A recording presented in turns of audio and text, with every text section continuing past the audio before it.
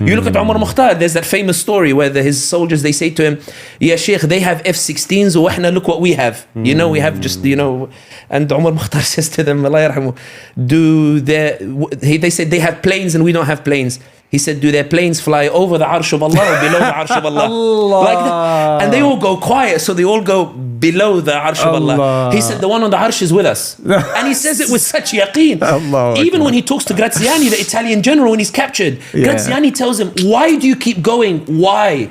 When you are materially inferior, there's no way you can practically beat us. And Omar Mokhtar knows it. In the book Road to Mecca by Muhammad Asad, when he meets Omar Mokhtar, he tells Omar Mokhtar, you know, you look quite doomed. Why don't you retreat into Egypt or Saudi? And he says, listen, maybe we will not win in our lifetime, but we'll do what we do and Allah subhanahu wa ta'ala will handle the rest. That's what he says. When Graziani says to him, why do you keep going when all of the dynamics show you that Palestine is going to be, you know, destroyed or whatever, and the genocide is not ending, etc. Omar Mokhtar responds to Graziani and looks at him confused. He says to him, for us, it's very simple. We strive.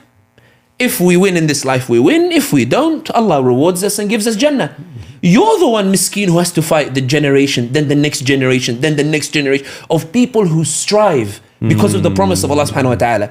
And this is why sometimes I think when people say it doesn't change till we change our condition, when we get multi-billion-dollar investments, you know, when we're building these tech companies and when we have these weapons and that, I don't think it's that.